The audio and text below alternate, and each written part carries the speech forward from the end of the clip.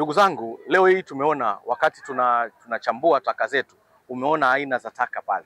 Umeona kuna taka ambazo zinazotengenezwa na mfano na energy drinks. Zote tunaelewa kwamba makopo haya hayawezi kurejeleshewa. Hata wale wanaookota hawawezi kuokota. Mimi niombe taasisi au asasi zote au zinazohusika na masuala ya udhibiti wa masuala ya mazingira tuwe wakali kwenye usimamizi wa sheria. Cha kushukuru katika nchi yetu ya Tanzania ziko sheria nyingi ambazo za masuala ya mazingira. Twendeni tukasimamie. Sisi kama halmashauri ya jiji la Dar es Salaam tumehakikisha kwamba tunakwenda kusimamia masuala ya usafi, tunakwenda kusimamia sheria. Na tuombe mamlaka zingine ambazo zinadhibiti na zinasimamia sheria ziende kutekeleza wajibu wao wa kusimamia na kudhibiti masuala haya ya taka, ili tuweze kumuunga rais wetu wa Jamhuri ya Muungano wa Tanzania Daktari Samia Suluhu Hassan, ambaye amekuwa mpambanaji mkubwa wa masuala ya mazingira, amekuwa mpambanaji mkubwa kuhakikisha jiji la Dar es Salaam na Tanzania inaendelea kuwa safi.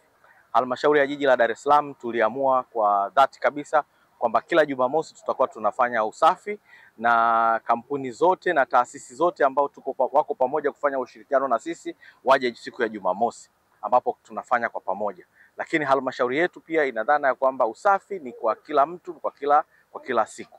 Hivyo leo hii nitumie nafasi hii kuwashukuru na kuwapongeza ninyi waandishi wa habari ambao mmeshiriki pamoja nasi.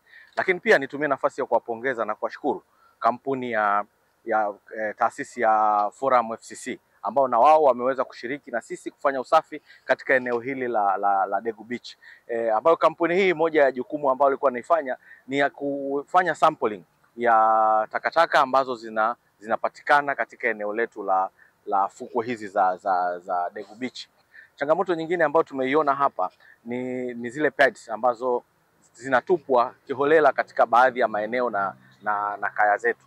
Changamoto hii kwa sisi kama halmashauri ya jiji la Dar es Salaam tunaendelea kuona namna gani tunaitafutia solution. Wakina mama wengi wako tayari kwa ajili ya kwenda kuona namna ya kuzihifadhi vizuri na kuzitupa. Changamoto wanaoipata ni namna ya kuichoma, wanashindwa kuichoma. Lakini pia kwenye kaya zetu kule nyumbani pia tunashindwa namna ya kuteketeza au kutenganisha taka zetu. Hivyo changamoto ambayo sisi kama halmashauri ya jiji la Dar es Salaam tumeona ni namna nzuri kwa kushirikiana na wadau mbalimbali kwenda kutoa elimu ni kutenganisha taka tunapoanzia tokea majumbani, ili iwe rahisi. Taka zile ambazo ziko tayari kwa ajili ya kurejelesha zitengwe pembeni. Taka ambazo zinatokana na maboksi na karatasi zitengwe pembeni. Zile taka ambazo haziwezi kurejeleshwa, mfano tumeona kuna sindano, syringe mbalimbali ambazo ziko hapa. Tumeona kuna maplastiki, tumeona kuna pads mbalimbali ambazo ziko hapa. Zile ambazo haziwezi, kuona namna ya kuziweka kwenye aina nyingine ya mifuko yake kwa ajili ya kwenda kuteketeza. Umeona fukwe yetu sasa imeendelea kuwa fukwe safi, na tumedhamiria kabisa fukwe hii ndio mdomo au ndio lango la Tanzania yetu. Kama watu wanakuja kwa meli, basi wanakuja wanaangalia fukwe hizi, lakini pia ni fukwe ambayo iko karibu na ikulu yetu, na ni fukwe ambayo iko katika jiji la Dar es Salaam. Ni fukwe pekee ambayo unapoingia Tanzania unaanza kuiona. Hivyo na sisi tumedhamiria kwa kupitia halmashauri yetu ya jiji, mkurugenzi wetu wa jiji, kwamba eneo hili lazima liendelee kuwa safi. Niendelee kusihi taasisi nyingine, nanyi waandishi wa habari, tushirikiane katika kuhakikisha fukwe hizi zinaendelea kuwa safi. Twendeni tukatoe elimu kwa pamoja. Lakini niombe ndugu zangu wa NEMKI, twende tuangalie namna gani ya vifungashio. Ukiangalia kwenye moja ya taka ambazo ziko hapa ni vifungashio ambavyo vimeruhusiwa au ni vifungashio ambavyo vinatoka nje ambavyo vinaleta taka hapa. Ukienda eneo la Kariakoo utaona aina ya karatasi au plastic ambazo zinazalishwa kwa sababu ya vifungashio. Na kama hili swala la elimu, sisi kama halmashauri ya jiji la Dar es Salaam kwa kushirikiana na wenyeviti wetu wa serikali za mitaa tutakwenda kuhakikisha tunapita nyumba kwa nyumba kuhamasisha matumizi ya utenganishaji wa taka, ili tuhakikishe kwamba jiji letu la Dar es Salaam, halmashauri yetu ya Dar es Salaam haina taka kabisa katika miaka mingine. Na hizi taka tuone kama ni sehemu ya mtaji au ni sehemu ya kipato kwa mtu ambaye anafanya kazi ya kukusanya taka hizi. Sara Ngoi ni mkurugenzi wa taasisi ya Forum CC, Forum on Climate Change. Tuko leo hapa kwa ajili ya shughuli ya kufanya usafi kwa kushirikiana na halmashauri ya Ilala, ikiwa ni pamoja na ofisi ya mkurugenzi pamoja na mkuu wa wilaya, na tuko na vikundi pia mbalimbali vya wakandarasi, vikundi vya kutoka katika waste pickers pamoja na CSOs. Shughuli hii ya usafi kwa ajili ya tunaendelea ku raise awareness kuhusiana na masuala mazima ya plastic, ikiwa ni pamoja na madhara yake kwenye mazingira, lakini pia kwenye fukwe na bahari kwa ujumla, mazingira ya fukwe, lakini pia viumbe ambavyo viko ndani ya bahari. Tuko hapa kwa ajili ya ufadhili wa European Union kupitia IUCN chini ya mradi unaoitwa Bahari Yetu. Kwenye mradi huu tunashirikiana na wadau mbalimbali ikiwa ni pamoja na WWF, TNC, WCS, Forum CC, pamoja na IUCN. Na katika mradi huu wa Bahari Yetu tuko na shughuli mbalimbali ambazo tunazifanya, na kila mdau ambao nimemtaja hapa yuko na component yake specific kwa ajili ya kuaddress masuala mbalimbali. Lakini Forum CC kwa kushirikiana na IUCN tuko kwenye component ambayo inahusiana masuala ya plastic pollution, na katika component hii muhimu tutafanya vitu mbalimbali ikiwa na sambamba na kuendelea ku raise awareness za masuala ya matumizi ya plastic pamoja na madhara yake, lakini pia tutasapoti halmashauri 4 ikiwa ni pamoja na Ilala, Temeke, Kinondoni pamoja na Mafia kutengeneza strategies na action plans ambazo zitaenda ku address plastic pollution pamoja na leakage kwa ujumla. Sasa shughuli yetu ya leo hapa tumefocus zaidi katika kuzungumzia masuala ya uwajibikaji, ikiwa ni pamoja na sheria, kanuni na taratibu zilizopo ambazo zinatoa miongozo mbalimbali kuhusiana na masuala ya matumizi na disposal ya waste, ikiwa ni sababu pamoja na plastic. Sheria zipo, kanuni zipo, taratibu zipo zinazotoa miongozo, lakini kwa nini hazizingatiwi? Kuna swala la uwajibikaji, na uwajibikaji huu sio tu kwa upande wa wale ambao wanatakiwa kusimamia kuenforce hizo sheria, lakini pia ni jukumu la mtu mmoja mmoja.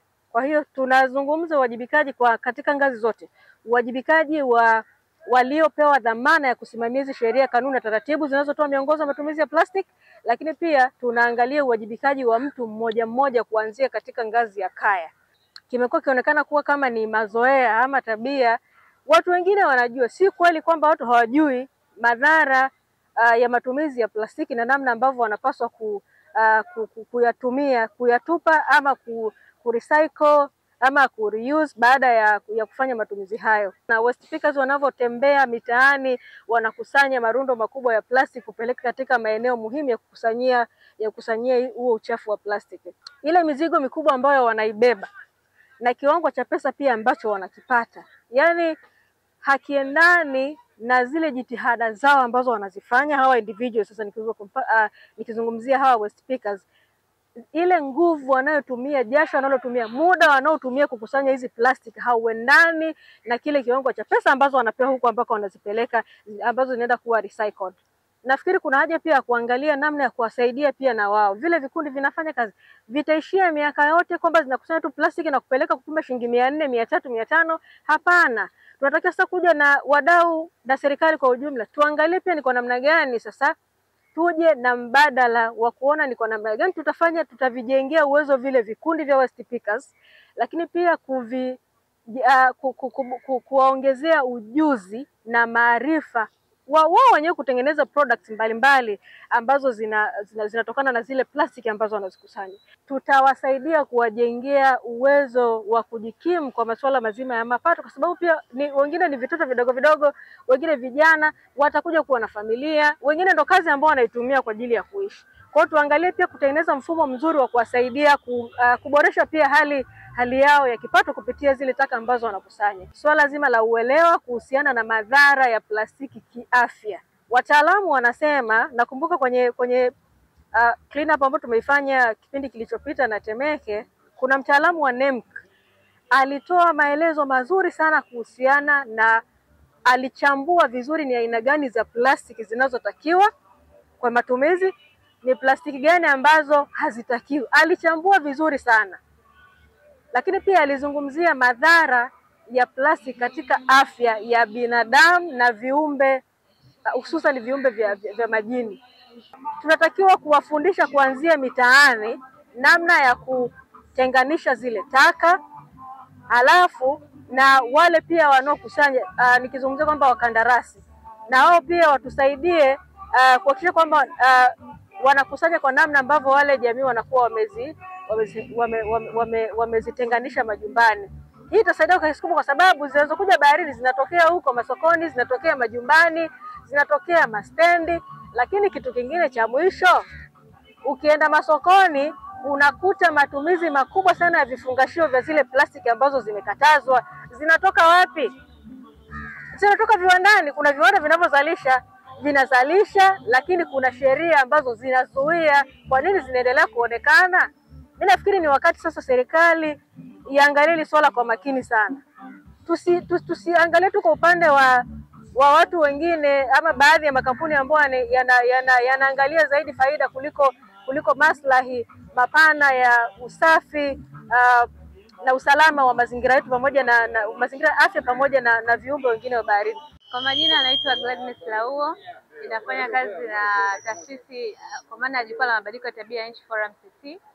Na umuhimu wa kufanya mazoezi kama haya ama usafi kwenye maeneo especially kama community pamoja na maeneo ya bahari ama fukwe, inasaidia kulinda afya ya mazingira pamoja na afya ya viumbe hai wa baharini, pamoja na samaki wa baharini, viumbe ambao kuna matumbawe baharini, kuna vitu vingi sana ambavyo baharini ambavyo vinahitaji kulindwa kama vile ambavyo mwanadamu tu ambavyo anapaswa kulindwa. Hivyo ni muhimu sasa kwa pamoja kuunganisha hizi jitihada kwa pamoja kuhakikisha tunaweka mazingira yanakuwa safi na salama.